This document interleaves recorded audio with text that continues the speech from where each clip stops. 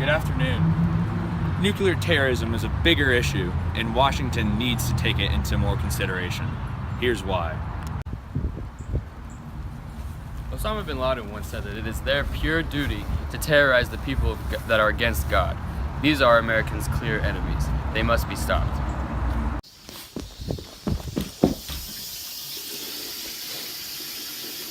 Well, hey! How do you make a nuclear bomb?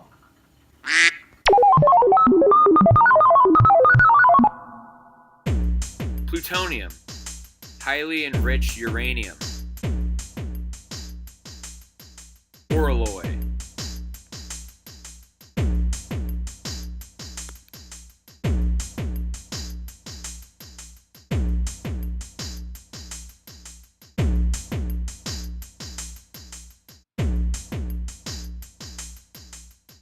The fat man had 20 kilotons.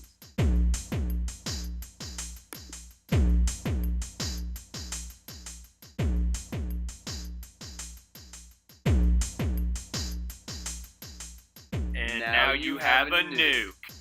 This was the radius of the Fat Man nuclear bomb in Japan in World War II. This would be the blast radius if it were to go off from the Country Club Plaza. The Fat Man nuclear bomb did damages in Japan in World War II all the way from here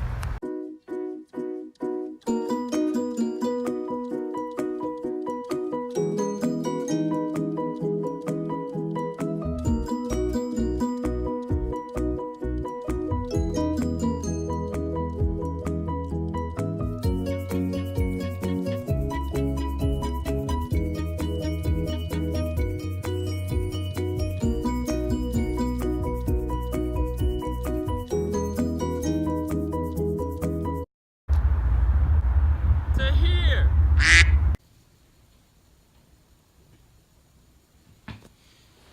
We asked an international politics major why we haven't seen nuclear terrorism in the United States yet. This is his response. In the past century or so, there's been hundreds of terrorist groups. Only a handful have ever used weapons of mass destruction. None have ever used nuclear weapons of mass destruction.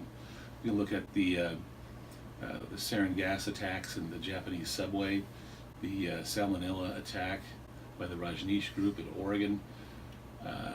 But again, none of these have ever used any nuclear weapons to obtain or to further their goals.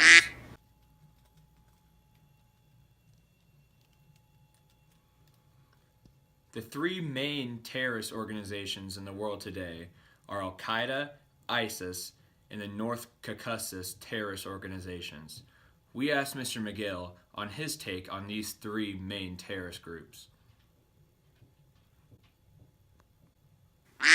Most terrorist organizations, or organizations that we call terrorist organizations, they themselves might think of themselves as freedom fighters, but they typically want to control, when all is said and done, what they really want to do is control an area or control a people. And using a weapon of mass destruction, what would that do to the land, to the people? Would there be anybody left?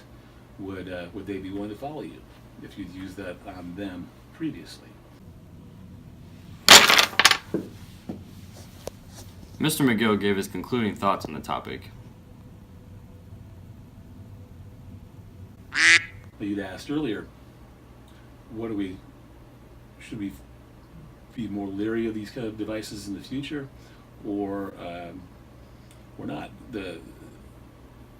One of the ways that we can protect ourselves in the future, from a practical and technical point of view, is to keep those constraints high.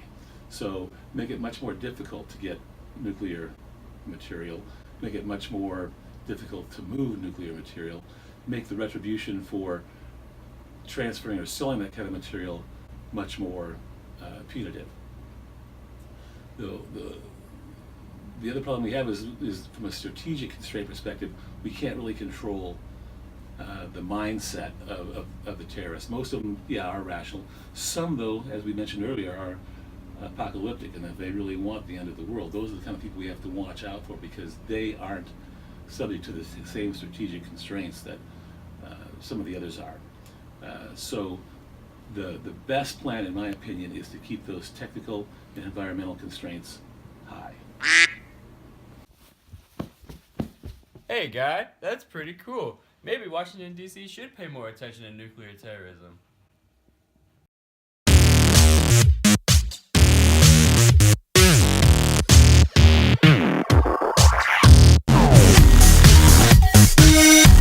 We must stop the terror.